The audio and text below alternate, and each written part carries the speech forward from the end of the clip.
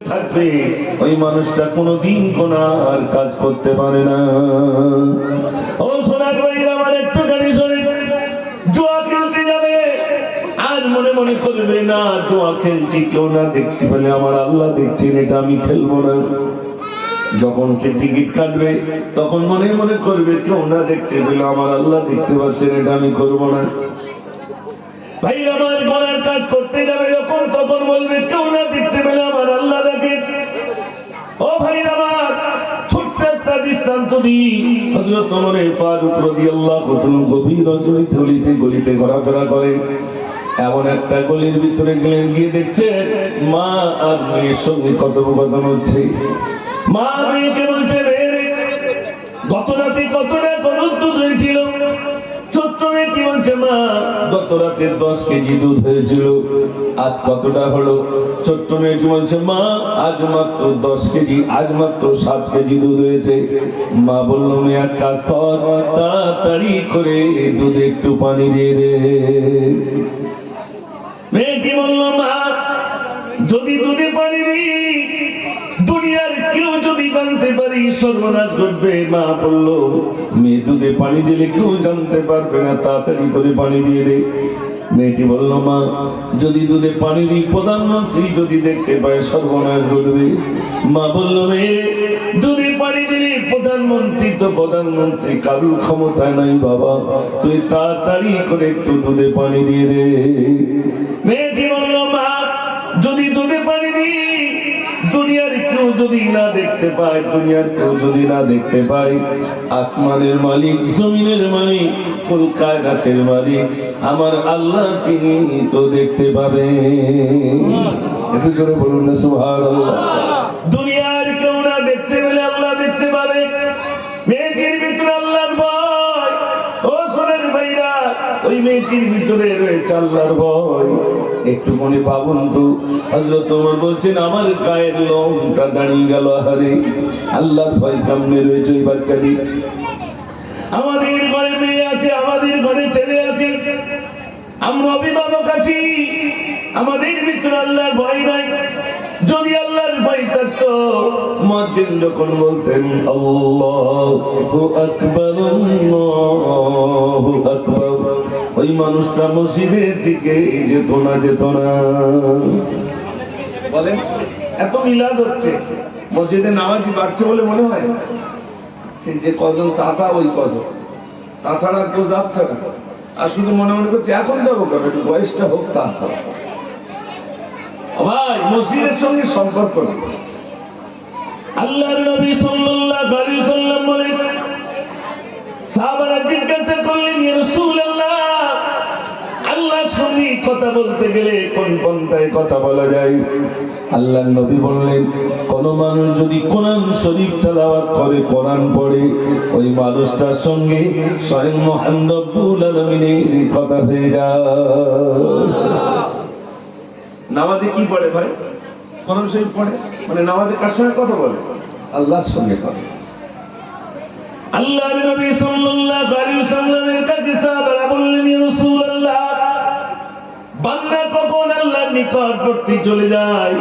আল্লাহর নবী বললেন, যখন কোন বান্দা সিজদায় যায়, সিজদায় গিয়ে যখন বলে সুবহান রাব্বিয়াল আলা সুবহান রাব্বিয়াল আলা, সামনে কোনো দেয়াল থাকে না, কোনো পর্দা থাকে না, কোনো হিজাব থাকে না, সরাসরি ওই বান্দাটা আল্লাহর নিকটবর্তী চলে যায়। নামাজ পড়তে গেলে সিজদায় যাবেন, আল্লাহর সামনে চলে যাবেন। যিনি নামাজি পড়বেন তিনি মনে মনে করবেন আমার সামনে কে দাঁড়িয়ে রয়েছে, যেটা বলে আল্লাহ, তিনি সব দেখছেন। তাহলে নামাজটা খুব সুন্দর হবে তো নাকি ভাই? নামাজটা হবে অতি উত্তম ভাবে হবে। কিন্তু আমরা বর্তমানে আমাদের নামাজের কথা বলে কোন রকমে দায় সারা মতো ফেলে চলে আসছে। যুবক ভাইরা, আমাদের বাড়িতে শান্তি নাই, এত টাকা উপার্জন করছি, বাড়িতে শান্তি নাই। শান্তি থাকবে কি? আমার ভিতরে যদি নামাজ না থাকে শান্তি থাকবে না ভাই। আমার ভিতরে দিন নেই, পশ্চিমা দেশের আখলাক গুলো বরণ করে নিয়েছে। ও সোনার ভাই, আল্লাহ রাব্বুল আলামিন যুগে যুগে নবী প্রেরণ করেছে, নবীরা মানুষের কাছে নসিহত করেছেন, মানুষের কাছে বক্তব্য রেখেছেন। ইয়া আইয়ুহান নাস, হে মানুষ সকলেরা, কুলু লা ইলাহা ইল্লাল্লাহ তুফলিহুন, তোমরা বলো আল্লাহ ছাড়া কোনো মাবুদ নাই। ভাই আমার, নবী 1 বছর নয়, 2 বছর নয়, 9.5 বছর ধরে বলেছেন বলো লা ইলাহা ইল্লাল্লাহ, নেই কোনো মাবুদ আল্লাহ ছাড়া। 1 বছর নয়, 2 বছর নয়, 9.5 বছর বলার পরে মাত্র 40 জন আল্লাহ বললেন, আর কেউ বললো না। মিলাদ করেছেন কত বছর ভাই? 9.5 বছর। 40 জন আল্লাহ বললে বলা করো। নবী রাগ করে বলছেন, আল্লাহ 9.5 বছর ধরে তোমার বান্দাদের কাছে নসিহত করলাম, মাত্র 40 জন আল্লাহ বললে বলা হলো। আল্লাহ বাকিগুলোকে তুমি মেরে দাও। আল্লাহ বলেন, এই মাটির পাত্র দিয়ে, মাটি দিয়ে কিছু পাত্র বানাও। নবী বললেন, আল্লাহ কতগুলো বানাবো? আমার আল্লাহ বলেন, অগণিত মাটির পাত্র বানাও। অগণিত মাটির পাত্র বানানো হয়ে গেল। অগণিত মাটির পাত্র বানানোর পরে আমার আল্লাহ, ভাইরা আমার, নবী বললেন, আল্লাহ এবার কি করবো? আমার আল্লাহ বললেন, ওই মাটির পাত্রগুলো তুমি রোদ্রের তাপে শুকনো করো। সবগুলো শুকনো খারাপ হয়ে গেল। আল্লাহ এবার কি করবো? আমার আল্লাহ বলেন, মাটির পাত্রগুলো তুমি আগুন দিয়ে পোড়ানোর ব্যবস্থা করো। সবগুলো পোড়ানো হয়ে গেল। আল্লাহ এবার আমি কি করবো? আমার আল্লাহ বলেন, মাটির পাত্রগুলো তুমি একদিক দিয়ে লাইন দিয়ে সব ভেঙে ফেলো। নবী বললেন, আল্লাহ এই মাটির পাত্র আমি নিজে তৈরি করলাম, আগুন দিয়ে পোড়ালাম, রোদ্রের তাপে শুকনো করলাম, এর প্রতি আমার একটা মহব্বত এসে গেল। নবী বললেন, যেই না আল্লাহ বলেন, মাটির পাত্র বানিয়েছ তুমি, মানুষ বানিয়েছি আমি। ওই মাটির পাত্রগুলো যদি ভাঙতে তোমার এত কষ্ট হয়, বলো বলো বলো, আমার বান্দা দিগির মেরে দিতে কি আমি রব্বুল আলামিন আমার কষ্ট হবে না? জোরে বলুন না সুবহানাল্লাহ। আল্লাহ যদি মনে করেন ডাইরেক্ট অ্যাকশন নেব, নিতে পারেন না? পারেন। এই যদি অন্যায় যা করছে, আমরা আল্লাহ যদি এক্ষুনি অ্যাকশন নেবো, সঙ্গে সঙ্গে নিতে পারি, কিন্তু আল্লাহ নেন না। কেন? আল্লাহ রব্বুল আলামিন বলে, বান্দা তুমি অন্যায় করলে আমি গোপন রেখে দিই। তুমি জুয়া খেলেছ, আমি গোপন রেখে দিলাম। তুমি টিকিট খেলেছ, আমি গোপন রেখে দিলাম। তুমি ব্যভিচার করেছ, আমি গোপন রেখে দিলাম। আমার বান্দারে, তোমরা সোশ্যাল মিডিয়ায়, গ্রামে যদি কেউ অন্যায় করে, তোমরা সেটা ভিডিও করে সোশ্যাল মিডিয়ায় দিয়ে দাও। তোমরা কি করো? হয় হোয়াটসঅ্যাপে নাই ফেসবুকে তোমরা দিয়ে দাও। মানুষ অন্যায় করেছে, ওই অন্যায়টা তোমরা ভিডিও করে মানুষের কাছে বিস্তার করো, মানুষকে জানিয়ে দাও। কিন্তু আল্লাহ আমি তা করি না, আমি আল্লাহ তা করি না। আমি আল্লাহ বান্দার অন্যায়গুলোকে আমি গোপন রেখে দিই। আমি এমন গোপন রেখে দিই, আমার বান্দার দিকে তাকিয়ে তাকিয়ে বান্দা যেদিন তওবা করবে, আমি আল্লাহ আমার বান্দার ত্রুটিগুলো আমি রব্বুল আলামিন ক্ষমা করে দেব। জোরে বলুন না সুবহানাল্লাহ। বান্দা অন্যায় করেছে, আমার কাছে ক্ষমা চাইবে, আমি আল্লাহ ক্ষমা করে দেব। এমন আর কেউ আছেন ভাই, যাদের কাছে ক্ষমা চাইলে যিনি ক্ষমা করবেন তিনি কে? জোরে বলেন, আল্লাহ আল্লাহ আল্লাহ। এমন একটি বাক্য, যত ডাকবেন তত তৃপ্তি, যত ডাকবেন তত তৃপ্তি। আল্লাহর নবী সাল্লাল্লাহু আলাইহি ওয়াসাল্লামের কাছে সাহাবারা বললেন, ইয়া রাসূলুল্লাহ, আল্লাহর নাম অধিক ডাকতে গেলে কেমন করে ডাকা যায়? আল্লাহর নবী বলেন, যদি কোনো মানুষ বিসমিল্লাহির রহমানির রহিম বলে, এর ভিতরে 3টে শব্দ রইল, একটা হলো আল্লাহ, একটা হলো রহমান, আর একটা হলো রহিম। আল্লাহ নামের মানে তাৎপর্য 1000, রহমান নামের মানে তাৎপর্য 1000, রহিম নামের মানে তাৎপর্য 1000। কোন মানুষ যদি একবার বলে বিসমিল্লাহির রহমানির রহিম, ওই মানুষটা জানো মহান রব্বুল আলামিনকে 3000 নাম ধরে ডাকলো। আমার যুবক ভাইরা, বাই করবেন বলবেন বিসমিল্লাহির রহমানির রহিম, জামা গায়ে দেবেন বলবেন বিসমিল্লাহির রহমানির রহিম, জুতো গায়ে দেবেন বিসমিল্লাহির রহমানির রহিম, টুপি মাথায় দেবেন বিসমিল্লাহির রহমানির রহিম, শীতকালে চাদর গায়ে দেবেন, কম্বল মুড়ি দেবেন, যাই করবেন অন্তত বলুন বিসমিল্লাহির রহমানির রহিম। এই আমলটা যদি আপনি করতে পারেন, আমার আল্লাহকে বহু নামে আপনি ডাকতে পেরেছেন। আমরা কি এগুলো করি ভাই? করি না, মনে থাকে না। বিসমিল্লাহির রহমানির রহিম এটাতে আমাদের মনে থাকে না। ভাত খেতে গেলে মনে আসছে না, গোসল করতে গেলে মনে আসছে না, উজু করতে গেলে মনে আসছে না, জামা গায়ে দিতে গেলে মনে আসছে না, গাড়িতে উঠলে মনে আসছে না। জিকির মানেই নয়, হাদিস পাকের জিকির মানে এটা নয় যে শুধু আল্লাহ আল্লাহ করবে। জিকিরের অনেক সংজ্ঞা আছে। আফজালুজ যিকরি লা ইলাহা ইল্লাল্লাহ, আফজালুদ দুআ আলহামদুলিল্লাহ। আল্লাহর নবী বলেন সবথেকে উত্তম জিকির হলো লা ইলাহা ইল্লাল্লাহ, আর সবথেকে উত্তম দোয়া হলো আলহামদুলিল্লাহ। একটু জোরে বলুন না সুবহানাল্লাহ। আজ আমাদের ভিতরে আল্লাহর নাম নেই, একটু বলবে মানুষ বিপদে বেশি আল্লাহর নাম নেয় না সুস্থ আলোতে বেশি নেয়? ভাই বলে বিপদে পড়লে আল্লাহর নাম বেশি নেয়। আল্লাহ ব্যবসায় অনেক লস হয়ে গেছে, এবার কি করবো আল্লাহ? আল্লাহ এবার লস হয়ে গেছে। জানেন আমাদের জবানে তো আল্লাহ শব্দ আসে না, আর আইয়ুব নবীকে আল্লাহ সমস্ত শরীরটা পচিয়ে দিয়েছে। ভাইয়েরা আমার, হযরত আইয়ুব আলাইহিস সালাতু ওয়াস সালাম 4টি বিয়ে করেছিলেন। 3টে বিবি বিদায় হয়ে গেল, সমস্ত শরীরটা পচে গেল, পোকাগুলো বিলবিল করে বেড়ায়। আইয়ুব নবী আল্লাহর কাছে বলেন, ও আল্লাহ, আমার গায়ে পোকা দিয়েছো, ঠোঁটে পোকা দিয়েছো, আমার জিভে তুমি পোকা দিও না। যদি তুমি জিভে পোকা দাও, আমি তোমাকে আল্লাহ আল্লাহ আল্লাহ বলে ডাকতে পারবো না। জোরে বলুন না সুবহানাল্লাহ। আপনি অসুস্থ হয়ে গেছেন, দুর্বল হয়ে গেছেন, কাকে ডাকবেন ভাই? জোরে বলে আল্লাহকে ডাকবেন। ব্যবসায় লস খেয়েছেন, আল্লাহকে বলুন। আল্লাহর নবী বলেছেন যদি তোমার একটা জুতোর ফিতে ছিঁড়ে যায়, তাও আল্লাহর কাছে যাও, আল্লাহ আমার এটা প্রয়োজন, আল্লাহ তুমি মিটিয়ে দাও। আল্লাহ বলছেন আমার খাজানায় কোনো কমতি নাই, কোনো ঘাটতি নাই, বান্দা চাও, আমি আল্লাহ তোমাকে তা পুরা করে দেবো। চলো বলুন না সুবহানাল্লাহ। জানেন যে আল্লাহ আমাদেরকে তৈরি করেছেন, আল্লাহ বলছেন বান্দা আমি সব থেকে সুন্দর করে তোমাদেরকে তৈরি করেছি।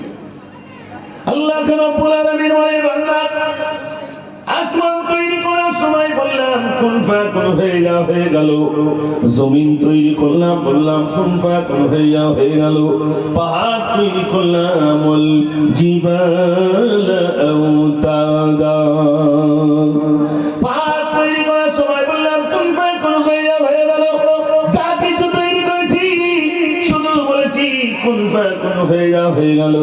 কিন্তু যখন মানুষ তৈরি করলাম, কুন ফায়াকুন দিয়ে তৈরি করি নাই, বরং আমার কুদরতি হাতে আমি আমার বান্দাদেরকে বানালাম। কত সুন্দর করে আল্লাহ তৈরি করেছেন। আর সেই আল্লাহকে আমরা যদি না ডাকি, আল্লাহ কি খুশি হবে বলে মনে হয় ভাই? না। ও ভাইরা বাসায় আল্লাহ কত দয়াবান। আল্লাহর একজন বান্দা মূর্তিকে সামনে রেখে সালাম সালাম সালাম করে। একদিন সমান থেকে অলরেডি বেরিয়ে গেছে সমান।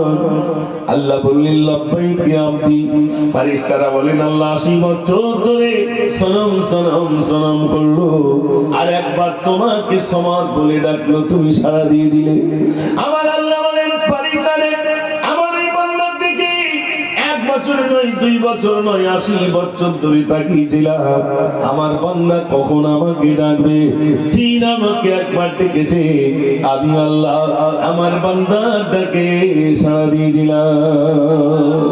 একটু জোরে বলুন না সুবহানাল্লাহ। আল্লাহকে ডাকলাম। ছেলেটাকে ভাত খাওয়াবেন, আমরা মায়েরা বলে হাম খা, বলে না ভাই? না, ওখানে বলতে হবে বিসমিল্লাহির রহমানির রহিম। না বললেও বাবু তুই তো আল্লাহ বলো। জানেন আমাদের এইটা একটা বয়স্ক মানুষ ছোটবেলায় দেখেছি, এটা কেতাবের কথা বলছে, আর দেখা কথা বলছে। সেই বুড়োটার কাজ ছিল 2 পকেটে, 1 পকেটে লজেস ছিল আর 1 পকেটে ছিল বুট ভাজা। আগে বুট ভাজা পাওয়া যেত না। 1 পকেটে বুট ভাজা আর 1 পকেটে ছিল লজেস। রাস্তা দিয়ে যাবে, দেখবে কিছু বাচ্চা খেলাধুলো করছে, বাবু শোনো, বাবু শোনো, তুমি একবার আল্লাহ বলো, তোমাকে লজেস দেবো। তারা এই কাজ ছিল, রাস্তা দিয়ে গেলে যত বাচ্চাকে দেখবে জবান থেকে আল্লাহ বললেই লজেস দেবে, নইলে বুট ভাজা। এটা জোরে বলুন না সুবহানাল্লাহ। কেন? আল্লাহ রাসূল বলছেন শিশু বাচ্চা যখন জন্ম নেয় তখন কাঁদে, ওই কান্নার ভিতরে ওই বাচ্চা তার জন্ম নিয়ে বলে আল্লাহ আল্লাহ আল্লাহ আল্লাহ।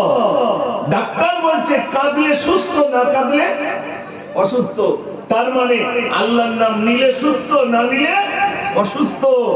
তাই জন্মানোর সাথে সাথেই সে যে ঘরেই জন্ম হোক, যে ধর্মের ঘরে জন্ম হোক না কেন, যে আপনার যে গোত্রেই জন্ম নেই, শিশু বাচ্চা মাসুম জন্ম নেওয়ার সাথে সাথে মহান রবকে ডাকতে থাকে। চলে বলুন না সুবহানাল্লাহ। ভাইরা, সে আল্লাহকে আমরা ভুলে গেছি, সে আল্লাহকে ভুলে গেছি। আল্লাহ আছেন না? না, এটা জোরে বলে আছে। আমাদের অনেকে মনে হয় বাপ দাদির মহিষাকে ভয় দেখায়, এরকম নাস্তিক আছে না? নাই আছে। আমি আজ আপনাদের শোনাবো ইনশাআল্লাহ। আল্লাহ কত মহান দেখে। আল্লাহ বান্দাকে বলছে, বান্দা দেখো, তুমি আমাকে নির্ণয় করতে পারলে না, এই আসমান দেখো। তোমরা বলতে পারো এই সাথে আসমান কেমন করে টানিয়ে রাখা, এই আসমানের কোলে শূন্য দলে চন্দ্র সূর্য কি পাওনা দেখা। আমি কত জ্ঞানী মেঘে রাখি পানি, জোরে বলুন সুবহানাল্লাহ। আমি কত জ্ঞানী মেঘে রাখি পানি, দেখো মোর কুদরত রে, তাই আমি আল্লাহ আহাদ রে, মোর বন্ধু মুহাম্মদ রে। জোরে বলুন না সুবহানাল্লাহ।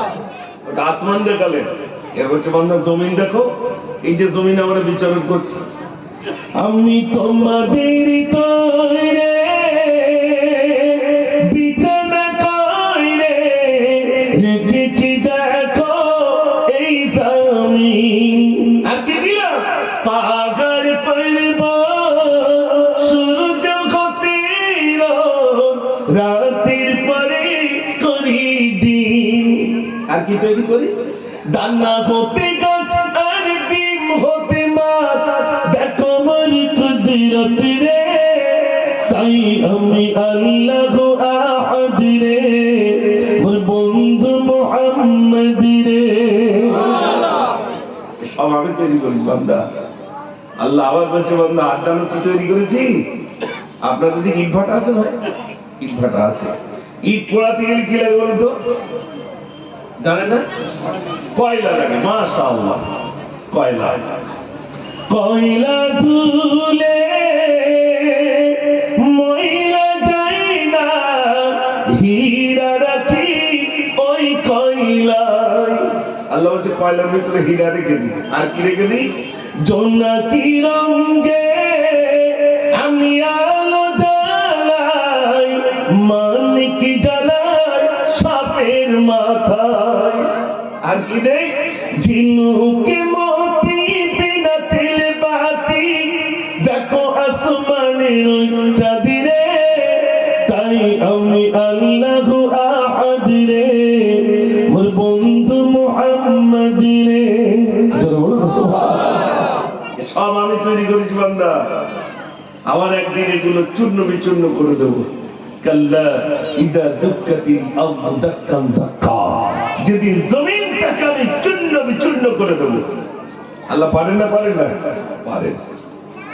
আল্লাহ রাব্বুল আলামিন এই দেখেন কিছুদিন আগেই আপনাদের সাইডে সংবাদে বলছিল না যে একটা ঝড় হবে, ঝড়টার নাম ছিল দানা না কিরকম একটা, যাই হোক বিরাট বেগে ঝড় আসবে, এই হবে সেই হবে, এত গতিতে ঝড়টা যাবে, তার জন্য পুলিশ মোতায়েন করা আছে। আচ্ছা, পুলিশ ঝড়ের বিরুদ্ধে কিছু করতে পারবে বলে মনে হয়? তাই সংবাদে বলছে পুলিশ মোতায়েন করা আছে, দীঘার সমুদ্র সৈকতের পাশে কিছু পুলিশ মোতায়েন করা আছে। তার মানে কি ওই ঢেউয়ের বিরুদ্ধে যুদ্ধ করবে? একটু জোরে বলে না, কিচ্ছু করতে পারবে না। আল্লাহ বলছেন কিচ্ছু করতে পারবে না, আমি হলাম ইন্নাল্লাহা আলা কুল্লি শাইইন কাদির, আমার মতো ক্ষমতা কারণ নাই। একটু জোরে বলুন না সুবহানাল্লাহ।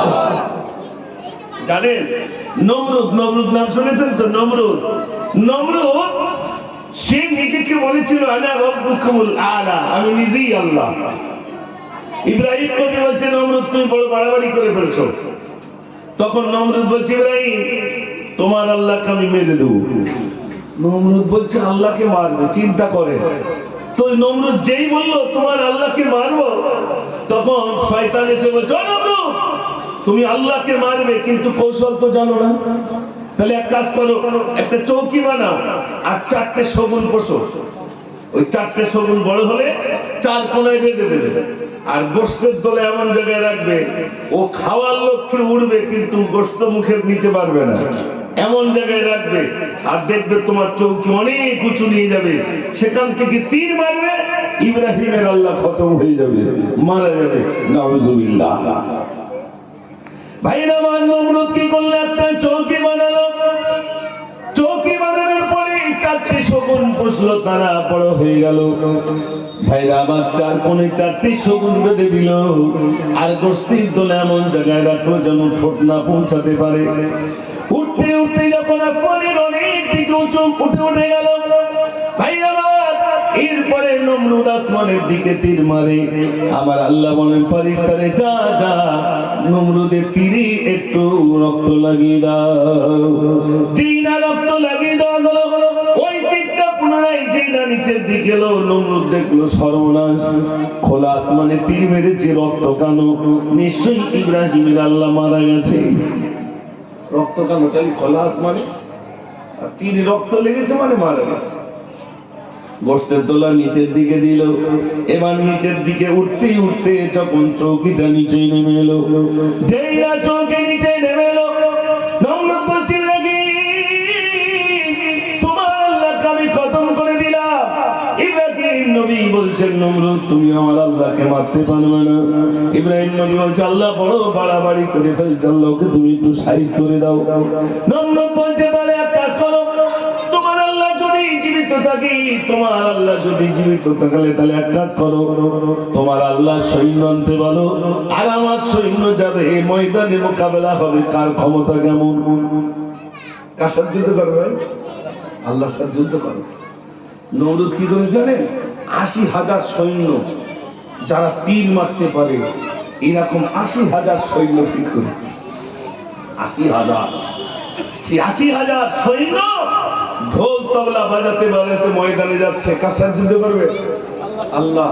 আল্লাহ বেশি কিছু পাঠায়নি, এক ঝাঁক মশা পাঠিয়েছেন। মশা, এখন যে মশা, এই মশা ওই নমরুদ শয়তানের জন্য আল্লাহ তৈরি করেছিলেন।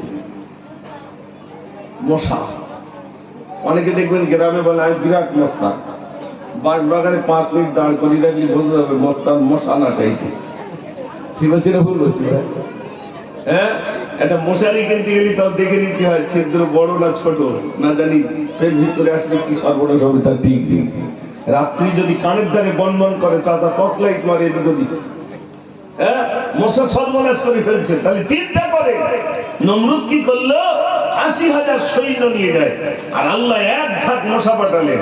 এরা সব ঢোল বাজাতে বাজাতে যাচ্ছে, আর মশার ডানার ভনভনানি আর গনগনানি আওয়াজে দেখা গেল নমরুদের ঢোলের আওয়াজটা বন্ধ হয়ে যায়। জোরে বলুন না সুবহানাল্লাহ।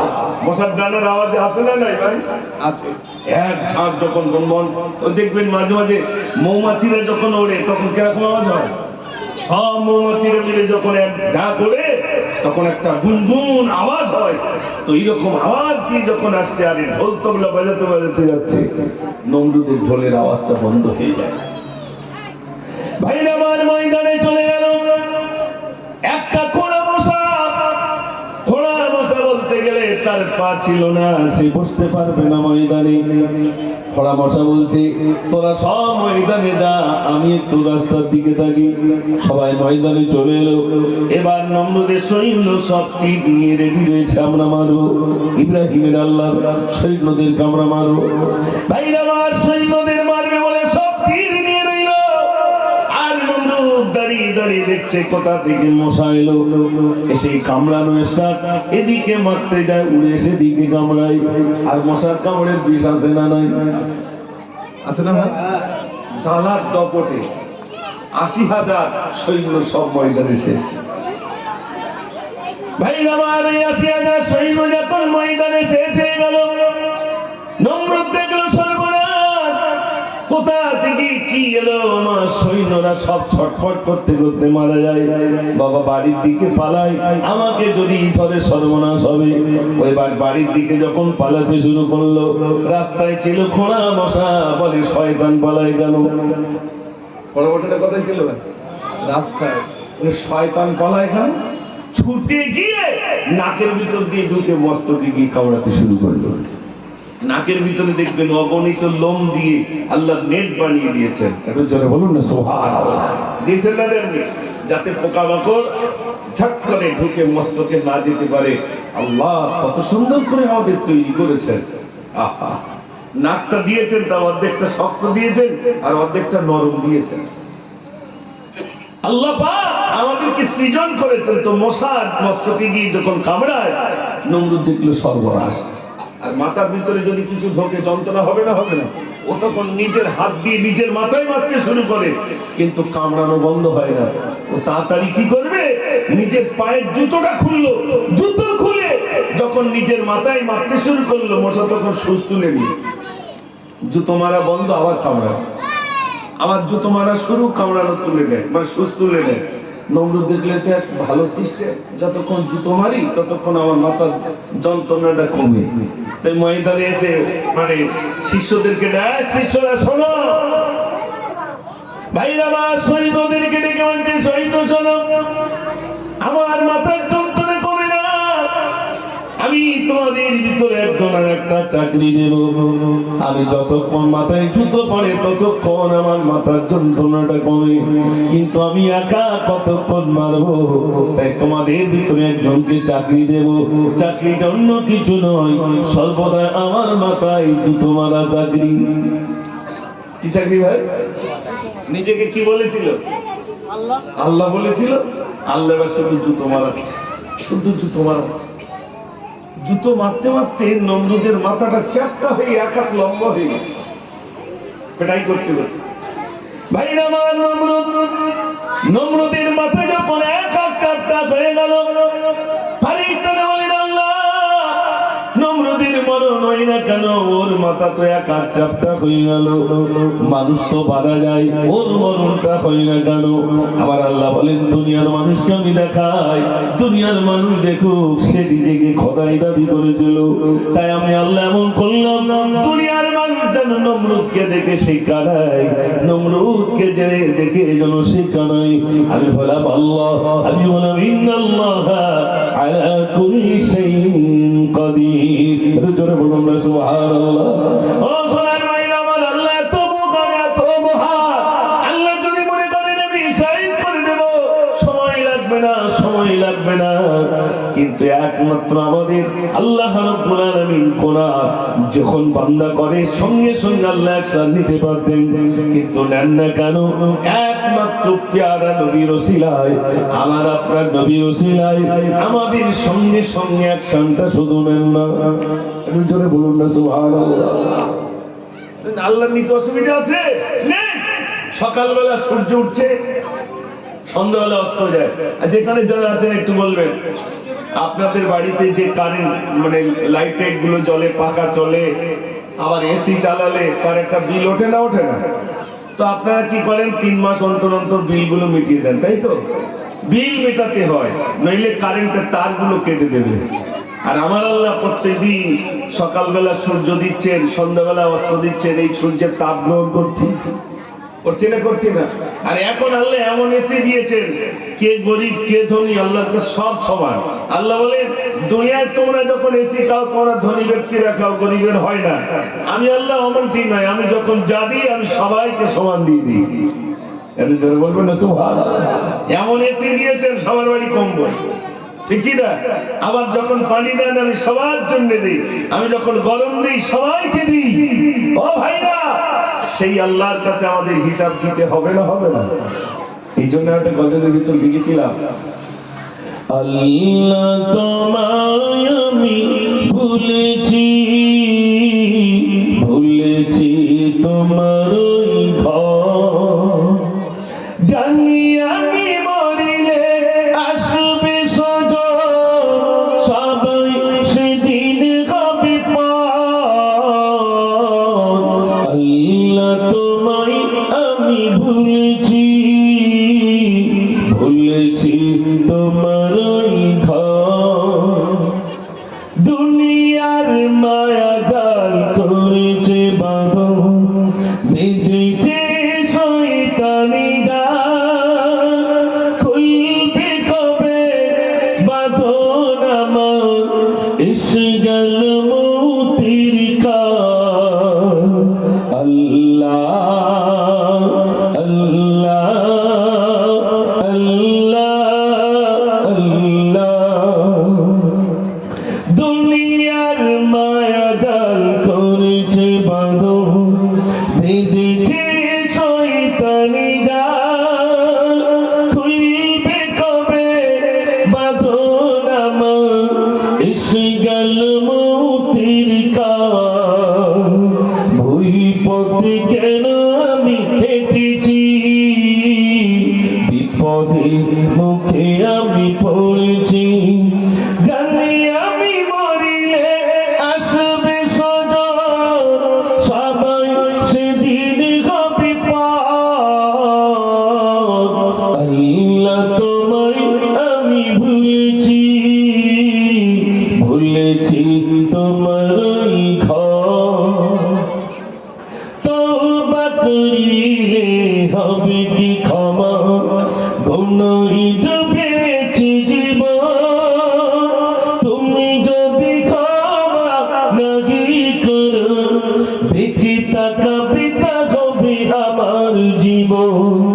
আল্লাহ আল্লাহ আল্লাহ আল্লাহ, তওবা করিলে হবে কি ক্ষমা, গুনাহে ডুবেছে জীবন, তুমি যদি ক্ষমা নাহি করো, বেঁচে থাকা পিতা হবে আমার জীবন।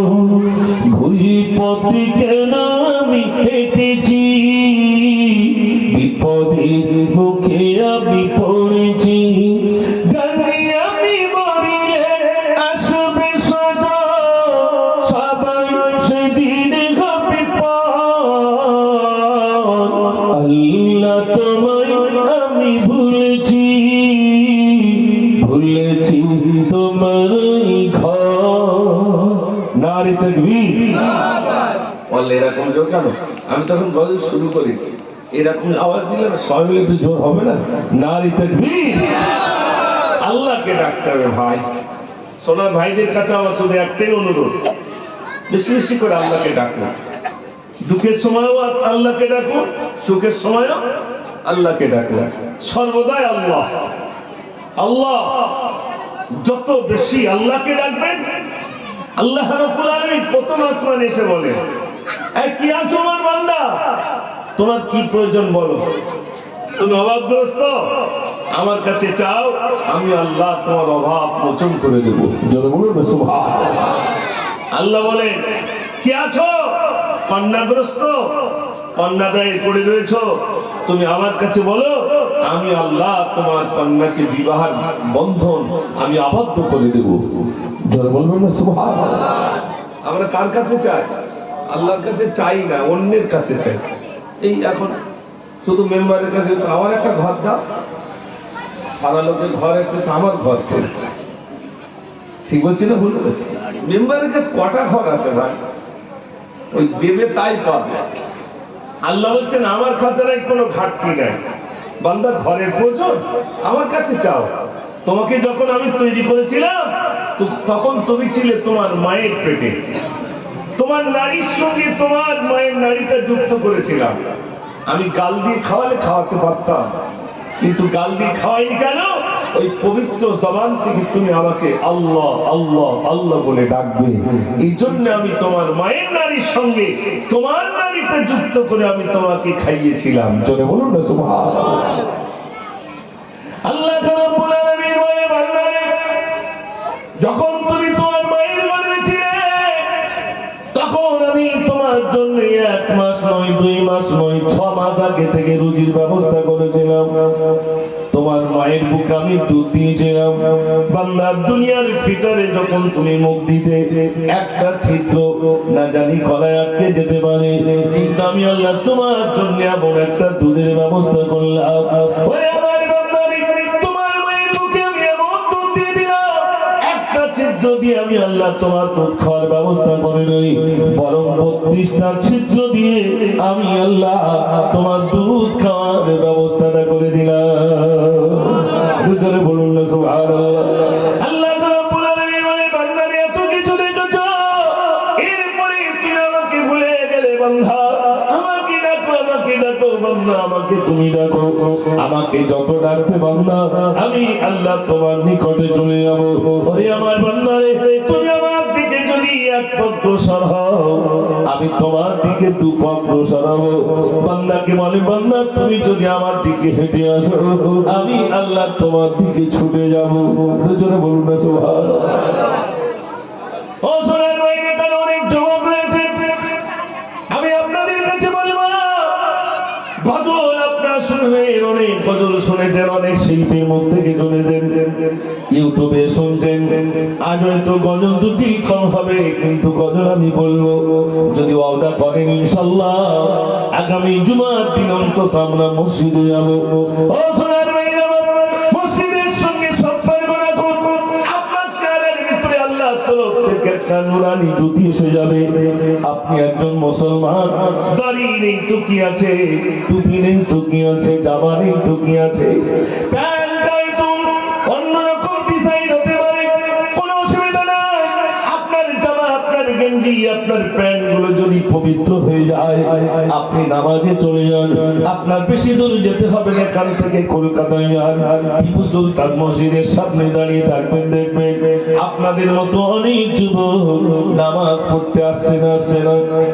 জোরে বলে, ওই টিপু সুলতান মসজিদের সামনে দাঁড়িয়ে দেখবেন তাদের চুলগুলো ভিন্ন স্টাইলে কাটা, একটা গেঞ্জি পরা, প্যান্ট পরা রইল, আর নামাজের সময় হয়ে গেল। ওই যুবকটা মসজিদে এসে নামাজ আদায় করলো, সময় পেল আবার কোরআন নিয়ে বসে গেল। ও তো যুবক, আমিও যুবক। ওই কলকাতার ওই যুবকটা যদি টিপু সুলতান মসজিদে বাইরে আমার সে যদি নামাজ আদায় করতে পারে, আপনি শহরে চলে যাবে, শহরের যুবক ছেলেরা তারা নামাজ আদায় করে না, করে না, বলে যুবক ছেলেরা নামাজ আদায় করে। ও সোনার ভাইরা, আমাদের গায়ের যুবকরা মসজিদ থেকে দূরে, আমি আপনাদের কাছে করজোড়ে নিবেদন করব, এত সুন্দর জান্নাতের বাগান আপনারা তৈরি করেছেন, আপনাদের দ্বারাই সম্ভব। সেই ওখান থেকে নিয়ে আর এই পর্যন্ত বিরাট লাইটিং, বিরাট কিছু করেছেন, এটা বয়স্কদের দ্বারাই সম্ভব নয়, এটা একমাত্র যুবকদের দ্বারাই সম্ভব। ঠিক কিনা বলেন? যুবকরা যদি এত কিছু করতে পারে, ও সোনার ভাইরা, যুবকরা গিয়ে এসেছে বলে কত সুন্দর ডিজাইন, কত সুন্দর দেখায়, যুবক আগিয়ে এসেছেন বলে জান্নাতের বাগান যেন জান্নাত সেজে গেছে। আর আপনারাও যুবকগুলো যখন মসজিদে যাবেন, আল্লাহর ঘর তো এরকম সুন্দর সেজে উঠবে না, উঠবে না? একটু জোরে বলে। ও যুবক ভাইরা, মানে জোরে বলো, আল্লাহর নবী সাল্লাল্লাহু আলাইহি ওয়াসাল্লাম তিনি যাওয়ার সময় একটাই কথা বলে গেলেন, সালাত সালাত সালাত, আকিমুস সালাত, নামাজ নামাজ নামাজ নামাজ। নামাজ হলো সব থেকে বড় জিকির। একটু জোরে বলুন না সুবহানাল্লাহ। আজ আমাদের ভিতরে নামাজ নাই, বিবি নামাজ পড়ে না, ছেলে নামাজ পড়ে না, মেয়ে নামাজ পড়ে না। বাড়িতে যদি 5 জন সদস্য থাকে, 5 জনের ভিতরে সেই বুড়িমাটা হয়তো একটু নামাজ পড়ে, তা নামাজ পড়লে কি হবে, একবারে দিক টাকা, একবার ওদিক টাকায় সেজদায় কি বলে বুড়িমা, ওই মা যাবে না, এরা বাঁচে না, নয় কি বলতে হয় তা অনেকে জানে না।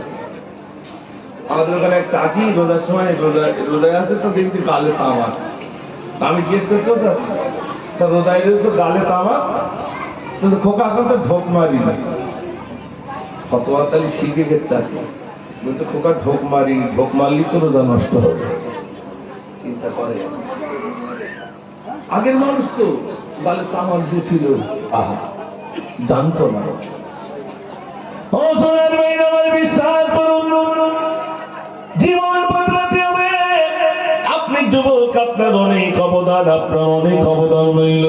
আজ আপনি এখন অনেক যুবক বিশ্বাস করুন, যুবক তো কি আছে, আজান হয়ে গেছে, আপনি প্যান্টটা নিচের দিকে একটু গুটিয়ে নেন, অজুটা করে নেন, অজু করে আপনি মসজিদে চলে যান। সব রাকাত না পড়তে পারলেও ভাই আমার অন্তত ফরজ নামাজ আদায় করুন, ওয়াজিব নামাজ আপনি আদায় করুন। ও সোনার ভাইরা, আস্তে আস্তে মসজিদের সঙ্গে সম্পর্ক রাখে। যদি মনে করে আমার এত বড় দাড়ি হবে, বিরাট বড় জামা রাখবো, বিরাট বড় টুপি পরবো, তাহলে মসজিদ পর্যন্ত যাওয়া যাবে না। ভাই আমার জীবনের ছোট্ট একটা ঘটনা বলি। তখন আমি মেটিয়াপুরে যে দল দেওয়ার জন্য সেখানে গিয়েছিলাম, যেহেতু সেখানে ছবি না পড়া হয়, আর আমার বড় শখ ছিল একটু ছবি না পড়া।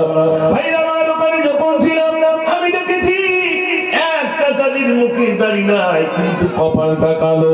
আমার বড় ইচ্ছা হলো এই মানুষটা কপালটা কালো কেন, কি কারণে কপাল কালো হলো। যেহেতু তখন ছোট ছিলাম, কিন্তু মনের ভিতরে এটাই ধারণা ছিল না নামাজ না পড়লে কপাল তেমন কালো হয় না। এই কালোটা কেন, প্রায় নামাজে আসতেন কিন্তু দাড়িটা না হয়, ছোট একটা জামা যেন পাগল মতোই আসতো। হঠাৎ একদিন আমার হুজুর বললেন, ও বাবা যাও তুমি একটা কাঠারি নিয়ে এসো, মানে দা নিয়ে এসো। আমাদের যে কি বলে দা, আর ওদিকে বলে কাঠারি, তো কাঠারিটা নিয়ে এসো। ভাই আমার আমি কাঠারি আনতে গেলাম চাচাদের বাড়িতে, গিয়ে দেখি একটা নির্জন জায়গা করা, ঘরের ভিতরে একটা নির্জন জায়গা, সেখানে একটা তসবিহ নিয়ে ওই চাচা বসে বসে আল্লাহ আল্লাহ আল্লাহ বলি ভাইরা আবার জিকির করে। আমি চাচিমাকে বললাম, চাচিমা রে কতদিন ধরে চাচা এমন ভাবে জিকির করে? বলছে বাবা আমার বিয়ের পর থেকে আমি দেখছি যখন সবাই পাই ওই ঘরের কোন একটা নির্জন জায়গা রইল, ওই নির্জন জায়গা চতুর্দিক দিয়ে ঘেরা, শুধু একটা জায়গা যাওয়ার পথ রইল, ওই জায়গায় বসে বসে তোমার চাচা আল্লাহ আল্লাহ আল্লাহ করে। একটু জোরে বলুন না সুবহানাল্লাহ। ও তোমার ভাইরা বিশ্বাস করুন, আল্লাহ রাব্বুল আলামিন দেখবেন না মুজাফফর তুমি কত গজল বলতে, মুজাফফর রাতের রাত নেই, দিনের দিন নেই, তুমি ভিন্ন ভিন্ন জায়গায় জলসা করতে, আল্লাহ ওটা দেখবেন না। ও সোনার ভাইরা, আমি বিরাট বড় লম্বা জামা পরিচালনা, এটা দেখবেন না, আল্লাহ দেখবেন না। তুমি কি রঙের তুমি বলেছো, তুমি কালো না বলতে, তুমি আলেম না হাফেজ, তুমি হাজি না, কেউ সবকিছু দেখবেন না। আল্লাহ রাব্বুল আলামিন দেখবে তুমি কেমন আমল করে এসেছো। ঠিক কিনা ভাই, কি আমলটা করে যাচ্ছে।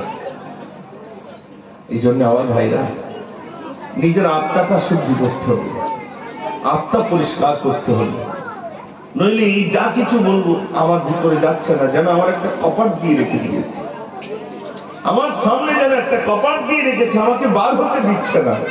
ওই কপাট সরাতে গেলে বেশি বেশি করে আল্লাহ আল্লাহ আল্লাহ আল্লাহ বলে নিজের কাজটাকে জারি করতে হবে। তাহলেই আপনি আজান শুনলে মসজিদে যাবেন, আপনার জবান হবে পবিত্র, আপনার চলা হবে রাসূলের আদর্শ অনুযায়ী, আপনার খাওয়া হবে রাসূলের সুন্নাহ অনুযায়ী, আপনার শোয়াটা হবে রাসূলের সুন্নাহ অনুযায়ী। আপনার তখন ইচ্ছা হবে আমি যে কাজটাই করব আল্লাহর খুশির জন্য আমি করব। জোরে বলুন সুবহানাল্লাহ। কষ্ট হচ্ছে আপনাদের? গজল শোনাবো না, হয়তো অনেকে ভাবছে গজল বলে, গজল তো বলে, আসলে এখন আর ওই গজল গুলো চলছে না, এখন সব ওয়াকফ নিয়ে চলছে। কি জানেন, এই ওয়াকফ সম্পদ হস্তক্ষেপ করছে বলে তাই আমি অল্প কিছু লিখেছি, আপনাদের কাছে একটু শোনাবো ইনশাআল্লাহ। যদি শুনতেই চান একবার আওয়াজ দেখি, যদি দেখি খুব জোর তাহলে শুনবেন, আর আওয়াজ যদি কমে যায় তাহলে শুনবেন না। নারী তাকবীর, কই আওয়াজ হলো কই, সবাই মিলে দেন নারী তাকবীর। ভারতের জমিনে আমাদের স্বজনী রকম সম্পদ থাকবে, যুগে যুগে যুগে মহারণ জীবনের প্রতিক্ষণে উজ্জ্বল সাক্ষ্য রাখবে। ভারতের জমিনে আমাদের স্বজনের অকপ সম্পদ থাকবে। যুগে যুগে মহারণ জীবনের প্রতিক্ষণে উজ্জ্বল সাক্ষ্য রাখবে। কে তুমি অচিন সাধু ছেড়ে খাবে বলে মধু চাইছো করতে তাই আজ জব্দ। শয়তানি সম্পাদ অকপ জিন্দাবাদ জেনে রেখো ছাড়বো না একটু করো। ইমানি মশাল জেলে চলো কাটে রাজপথে ফিরিয়ে নিতে নিজেদের স্বার্থ। আজ যদি দ্বন্দ্ব ভুলে এক হতে না পারি ও একা হারিয়ে ফেলবো জানো তো। এসবের প্রতিরোধে তকবীর ধ্বনি তুলে বিজয় আমাদের জানি আসবে। যুগে যুগে মহারণ জীবনের প্রতিক্ষণে উজ্জ্বল সাক্ষ্য রাখবে। ভারতের জমিনে আমাদের স্বজনের অকপ সম্পদ থাকবে। তাই তো নাকি? থাকবে না থাকবে না? তাহলে একবার তকবীর জোরে দেন, নারী তাকবীর, নারী তাকবীর। এটা অল্প করে বললাম, সব রেকর্ডিং করতে হবে তো। আর রেকর্ডিং না করে যদি আমি সব বলি তাহলে দেখা যাবে মানে সব জায়গায় পৌঁছে যাবে, তখন আমার তো সর্বনাশ হয়ে যাবে। ওই জন্য রেকর্ডিং চলছে আলহামদুলিল্লাহ। আর একটা বলি, এটা অন্য কথা। আর কত যে জুলুমবাজি করবি তোরা মুসলমানের চোখে আজি ঝরছে কেন জল।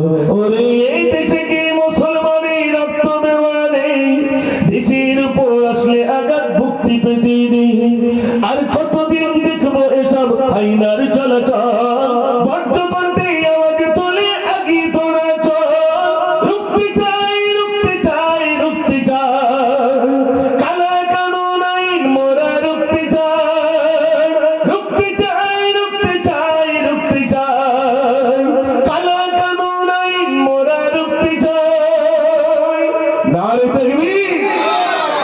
এসব ময়দানে বলা হবে, সব একটুখানি সেলাইনতে দেখতো ময়দানে চলবে না চলবে না? একটু জোরে বলে। ইনশাল্লাহ ময়দানে বলা হবে, তখন দেখবেন এর গতিটা কেমন হয়। হ্যাঁ, কি লিখেছি জানেন ভালো করে? আর কত যে জুলুমবাজি করবি তোরা মুসলমানের চোখে আজি ঝরছে কেন জল। ওরে দেশে কি মুসলমানের রক্ত দেওয়া নেই? দেশের উপর আসলে আঘাত ভুক্তি পেতে নেই। আর কতদিন দেখবো এসব আইনার চলাচল? বড্ড কণ্ঠে আওয়াজ তোলে আগিয়ে তোরা চল। রুখতে চাই রুখতে চাই রুখতে চাই কালা কানুন আইন মোরা রুখতে চাই। আওয়াজ দিয়ে তো তকবীর দেন, নারী তাকবীর, নারী তাকবীর। প্রতি বছর দেশে অনেক গজল শোনায় না, শোনাই না? শোনায় আলহামদুলিল্লাহ। এখন টেনশন অন্যদিকে, এখন খুশি মন নেই, এখন ময়দানে নামার ইচ্ছা। সাহাবায়ে কেরাম আজমাইনগণ জীবন দিয়েছে, ছেলের দিকে তাকাননি, মেয়ের দিকে তাকাননি, জমিনের দিকে তাকাননি, ঘরের দিকে তাকাননি। ইসলামকে জিন্দা করতে হবে, তার জন্য নিজের জীবনটা ইসলামের জন্য উৎসর্গ করে দিয়েছিলেন। জোরে বলুন সুবহানাল্লাহ।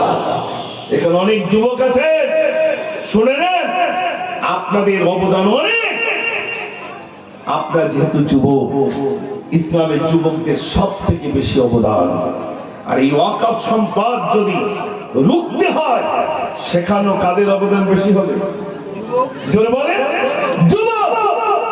অতএব বসে থাকা যাবে না। কে কি পার্টি করেন, কে কি রঙে আছেন আমার দেখার দরকার নেই, ওটা আপনার আপন ব্যাপার। কিন্তু ওয়াকফ সম্পদ এটা সবার, ঠিক কিনা ভাই? এটা আমাদের সবার। ওয়াকফ বলতে গেলে কি শোনেন, ওয়াকফ সম্পদ মনে করুন আপনাদের মসজিদে যিনি জমিন দিয়েছেন, আল্লাহর রাস্তায় কি করে দিয়েছেন? দান করে দিয়েছেন, ওয়াকফ করে দিয়েছেন। এই জমি মনে করুন 10 বিঘে জমি দিয়েছে। 10 বিঘে জমির ভিতরে 9 বিঘে জমি ইমাম সাহেব রেকর্ড করে বসে দিয়েছে। আপনার ছেড়ে দেবেন নাকি? জোরে বলে, কেন ছাড়বেন না? ইমাম সাহেব রেকর্ড করলো কেন? তো মসজিদের জমি, আল্লাহর ঘর, ওই মানুষটা দান করে গেছেন। কি কারণে? না ওই সম্পদ নিয়ে মসজিদের উন্নতি, বিভিন্ন কিছু কাজে আসবে তার জন্য, তাই তো নাকি ভাই? ওই কবরস্থান যেখানে আমাদের আব্বা মা শুয়ে আছেন, ওই জায়গাটা ওয়াকফ করেছেন, অফ করে দিয়েছেন আল্লাহর রাস্তায়, দান করে দিয়েছেন। ওই দানকৃত জমি যদি কোনো কেউ রেকর্ড করে, কোনো কেউ যদি তার নিজের আয়ত্তে রাখে, তাহলে ওইখানে আর আমরা আগামী দিনে আমাদের বাপ মাকে আর কবরস্থ করতে পারবো না। কি সুন্দর পলিসি করলো, মুসলমানকে তাড়ানোর আগে জমিটা ছেড়ে দাও। শত শত শত শত বছর পূর্বে এই জমিনগুলো আমাদের পূর্বপুরুষ অকপ করে গেছে। এই দেখেন আমরা এখানে যারা আছি, আমরা তো নিজের ছেলের কথা ভেবেছি, মেয়ের কথা ভেবেছি। আমার ছেলের কি হবে, আমার মেয়ের কি হবে, আমার বিবির কি হবে। আর আমাদের গুরুজনেরা, পূর্বপুরুষরা, তানারা নিজের ছেলের কথা ভাবেননি, নিজের মেয়ের কথা ভাবেননি। তানারা ভেবেছেন গোটা মুসলিম জাতির কথা ভেবে তাদের শত শত বিঘে জমিগুলো সব আল্লাহর রাস্তায় দান করে দিয়েছেন। জোরে বলুন না সুবহানাল্লাহ। এই ওয়াকফ সম্পদ আজ হিন্দুস্তানে হাজার হাজার একর বিঘে জমি, যার টাকা লক্ষ লক্ষ কোটি কোটি টাকা, যে টাকাগুলো সব সরকার নিজের আয়ত্তের ভিতরে রেখে দিয়েছে। কিন্তু আমার মুসলিম ভাইরা দান করেছিলেন কেন? না, মুসলিম কমিউনিটি হয়তো কেউ ডাক্তার হতে পারবে না, কেউ ইঞ্জিনিয়ার হতে পারবে না, কেউ উকিল হতে পারবে না, কেউ ব্যারিস্টার হতে পারবে না। ওই ওয়াকফ এস্টেটের যোগ টাকা নিয়ে ওই গরিব, ওই দুস্থ, ওই অসহায় ডাক্তার হবে, ইঞ্জিনিয়ার হবে, উকিল হবে, ব্যারিস্টার হবে। এই টাকা থেকে তাকে পূরণ করা হবে। সর্বদিক দিয়ে আমাদের কোণঠাসা করা হলো। এখন আওয়াজ তুলছে কিভাবে মুসলিম নিধন করা যায়। আমি বলছি না, মুসলমান হলো দুল্প ঘাসের মতো, এদিক দিয়ে নীরবে, ওদিক দিয়ে আবার তৈরি হবে। হবে না? হবে না? আপনার বাগানে দুল্প ঘাস জানেন না ভাই? নিড়িয়ে ভাই বলো না, এই নিড়ানো সম্ভব না। এত নেড়াই তাও অনেক দিক দিয়ে তৈরি হয়। মনে রাখবেন, মুসলমানকে পরিকল্পনা করে শেষ করা যায়নি, আর যাবে না ইনশাআল্লাহ। এদের ঈমানি শক্তি আল্লাহ দিয়েছে, যে ঈমানি পারে সারা পৃথিবীতে মাথা উঁচু করে দাঁড়ায় মুসলমান। একটু জোরে বলুন না সুবহানাল্লাহ। মুসলমান জানে জীবন দিতে। মুসলমান নিজের বিলির থেকে, নিজের ছেলের থেকে, নিজের স্বভাব থেকে মসজিদ, মাদ্রাসা, কবরস্থানকে ভালোবাসে না বাসে? জোরে বলেন। আমাদের সামনে মসজিদ শেষ হয়ে যাবে, আপনারা দেখছেন বাবরি মসজিদ শহীদ করে দেওয়া হলো। এরপরে আজমির শরীফ, যেখানে খাজায় খাজাগান ফখরে হিন্দুস্তান খাজা মঈনুদ্দিন চিশতি সিন্ধি রহমাতুল্লাহ আলাইহি শুয়ে রয়েছেন, সেইখানে নাকি আবার একটা মন্দির পাওয়া যাচ্ছে। এই জন্য আমি বলবো ভাই, এটা একটা চক্রান্ত, তাই তো নাকি? মুসলমান জোর করে কারুর সম্পদের উপরে যদি মসজিদ বানায়, সেই মসজিদের উপর নামাজ হবে বলে মনে হয়? জোরে বলে না, নামাজ হবে না, নামাজই হবে না। মুসলমান জানে কোন জায়গা, যে জায়গাটা যদি সরকারের হয়, খাস জায়গা, তার উপর মসজিদ হয় না। খাস জায়গায় ক্লাব তৈরি হচ্ছে, বিভিন্ন কিছু তৈরি হচ্ছে, কিন্তু মসজিদ হয় না, মাদ্রাসা হয় না, কবরস্থান হয় না। এগুলো খাসের ভিতরে হয় না। এই যে জায়গাগুলো মসজিদ আছে, যে জায়গাগুলো মাদ্রাসা আছে, যে জায়গাগুলো কবরস্থান রয়েছে, সমস্ত জায়গাগুলো মুসলমানরা ওয়াকফ করে দিয়েছেন। আলহামদুলিল্লাহ, হয়ে গেছে প্রায়, অসুবিধা নেই। দুরূদ শরীফ পড়েন, আল্লাহুম্মা সাল্লি আলা মাওলানা মুহাম্মদ ওয়া আলা আলি সাইয়্যিদিনা।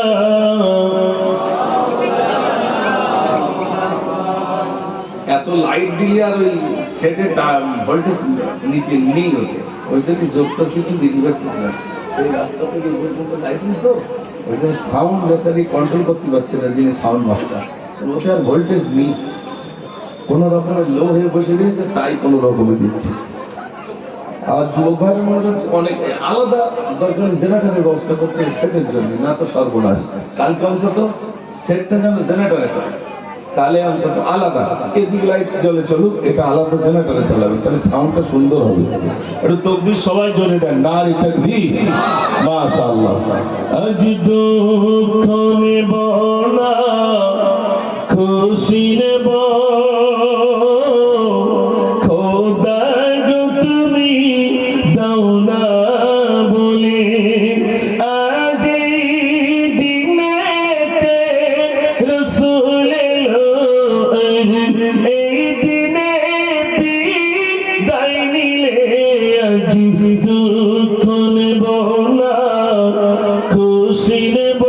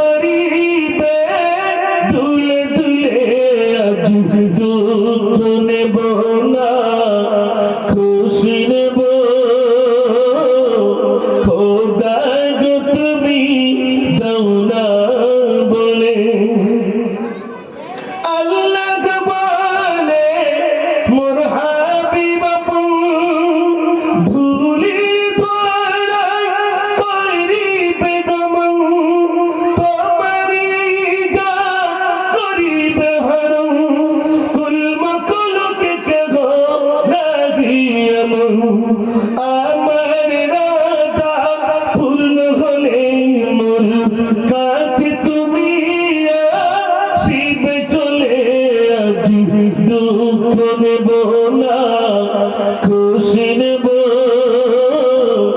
খোদা গো তুমি দাও না বলে। একবার আওয়াজ দেন দেখি নারী তাকবীর। আপনাদের এখানে মনে হয় বছর চারিক মতো আসছে নাকি না তার একটু বেশি? আচ্ছা, বেশ কয়েক বছর আপনাদের কাছে। আমার কমিটি ভাইদেরকে আমি কোনোদিন দেখেনি। এখানে কমিটি যুবক ভাইরা আছেন, একটু হাত তুলবেন যে হুজুর আমরা আছি। এখানে আছেন?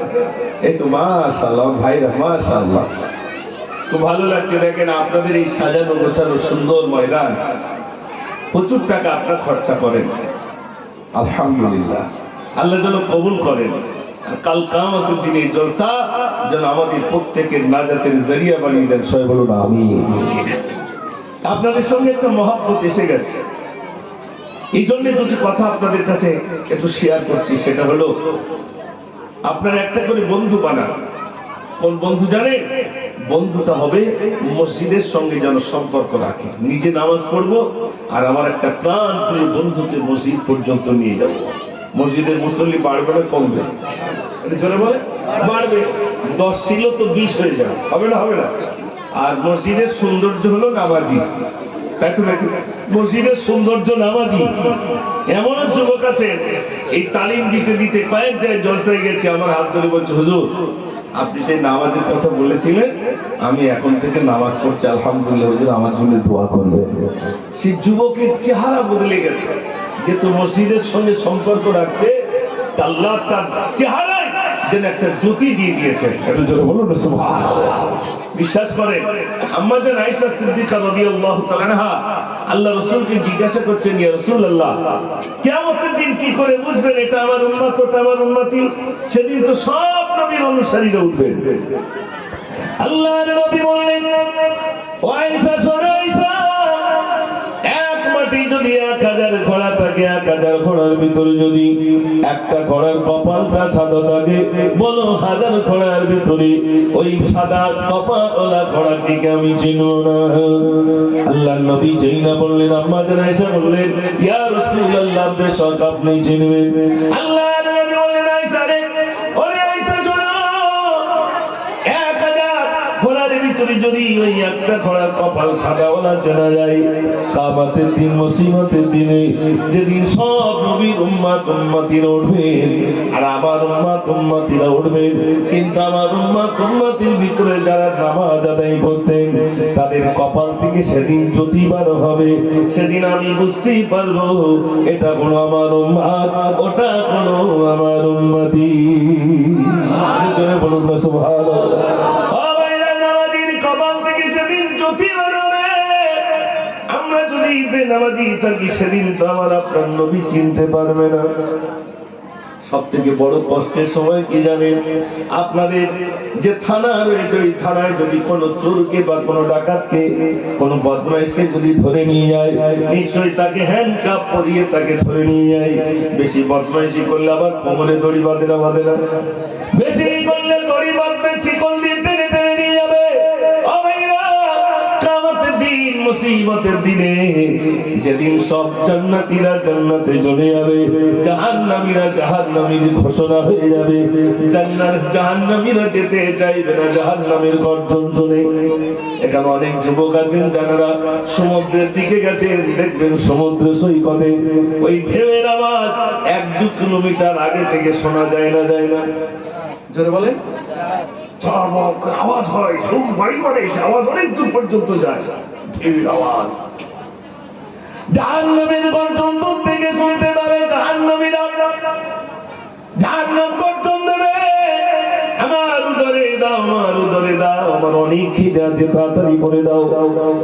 জাহান্নামীদেরকে টেনে টেনে নিয়ে যাওয়া হবে, যেই না গেটের সামনে নিয়ে যাওয়া হবে, জাহান্নামের দারোয়ান দাঁড়িয়ে বলবে, দাঁড়াও, তোমরা কোন নবীর উম্মত উম্মতি বলো?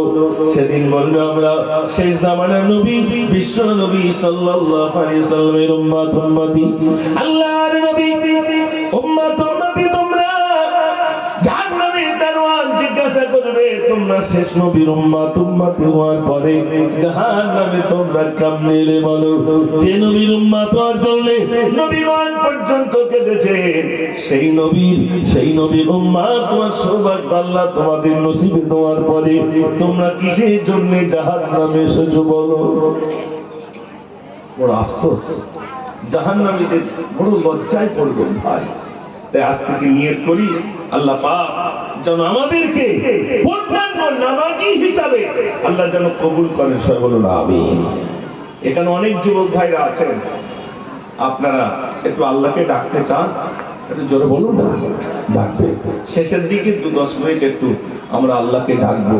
আমি অনেক গজলের ভিতরে লিখেছি আল্লাহ আল্লাহ আল্লাহ আল্লাহ আল্লাহ আল্লাহ, তুমি আকা তুমি মাওলা তুমি রহিম তুমি খোকা, আল্লাহ আল্লাহ আল্লাহ আল্লাহ। মাসির পেটে ইউনুস নবী ইউসুফ কি কুয়াইয়াকে আল্লাহ, ইব্রাহিম কে আগুন ফেলে আগুন কে ঠান্ডা করে আল্লাহ, ইব্রাহিম কে আগুন ফেলে আগুন কে ঠান্ডা করে আল্লাহ। তোমার সৃষ্টির নেই তুলনা, তুমি যে সবার মাবুদ আল্লাহ, আল্লাহ আল্লাহ আল্লাহ আল্লাহ আল্লাহ আল্লাহ। মাসির পেটে ইউনুস নবী ইউসুফ কি কুয়ায় রাখে আল্লাহ, ইব্রাহিম কে আগুন ফেলে আগুন কে ঠান্ডা করে আল্লাহ, ইব্রাহিম কে আগুন ফেলে আগুন কে ঠান্ডা করে আল্লাহ। তোমার সৃষ্টির নেই তুলনা, তুমি যে সবার মাবুদ আল্লাহ, আল্লাহ আল্লাহ আল্লাহ আল্লাহ আল্লাহ আল্লাহ। নারে তাকবীর, মাশাআল্লাহ।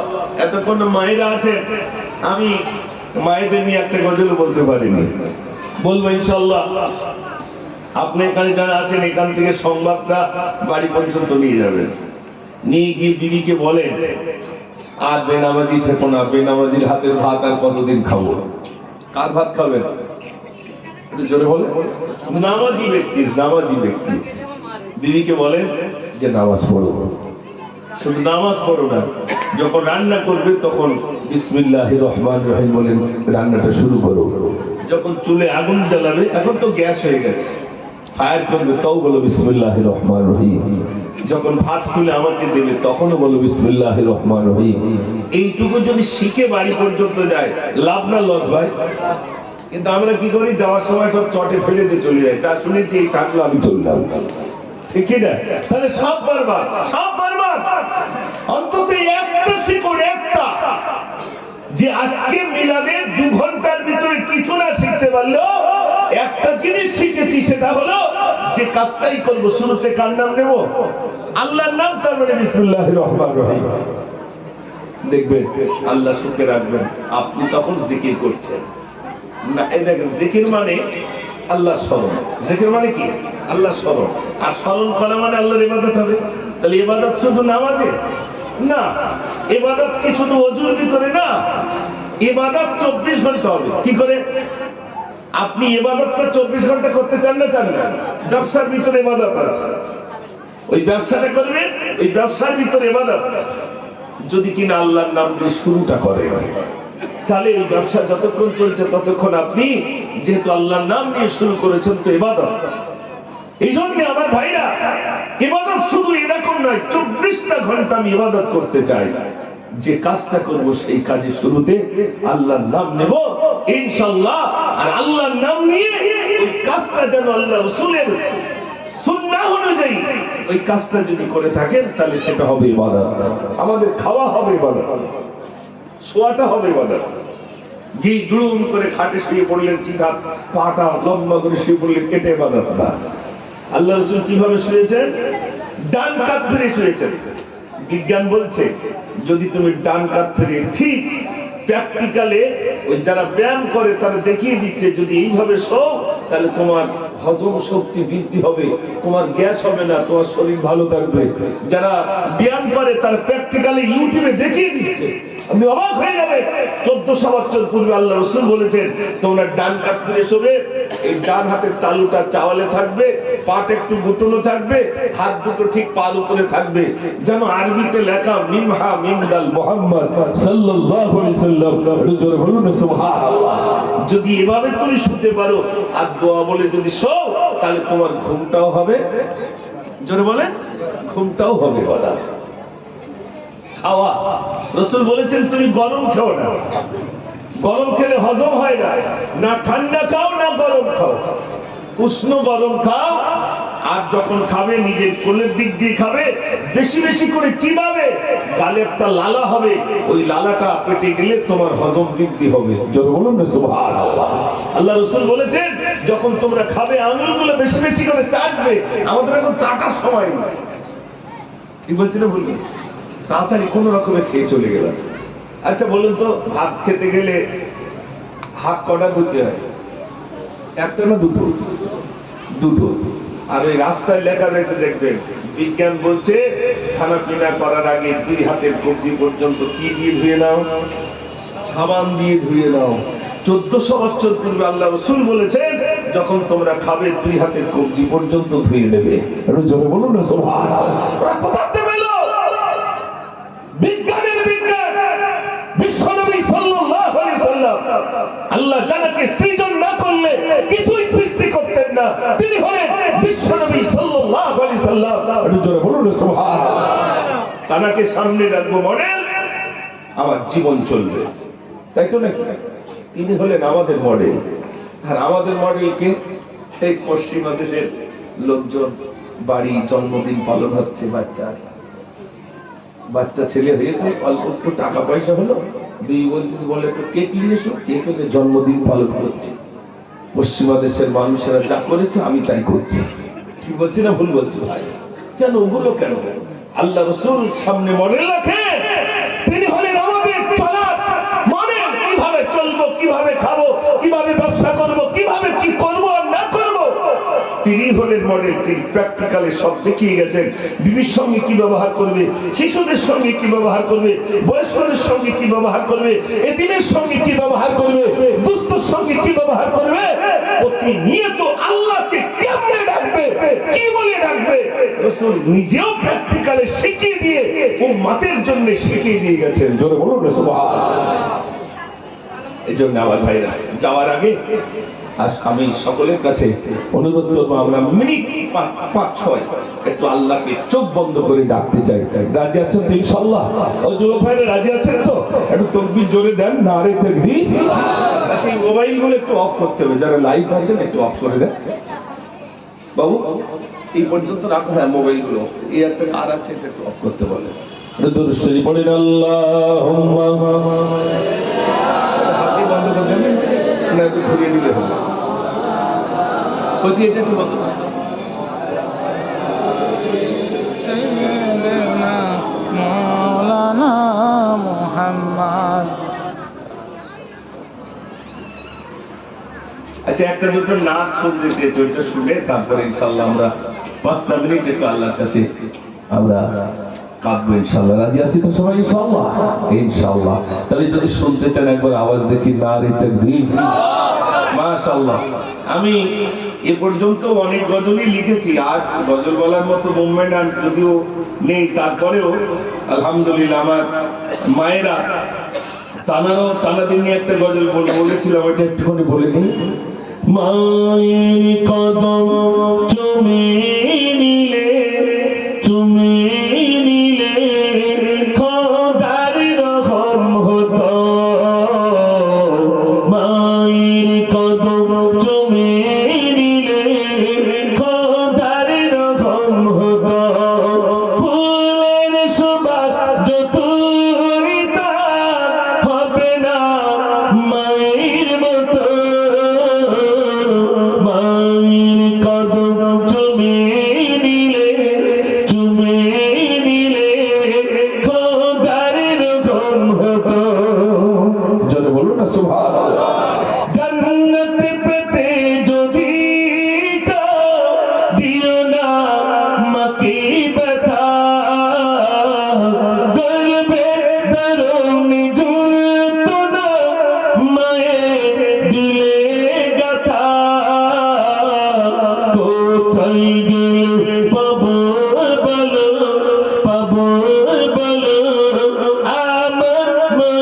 মতো মায়ের কদম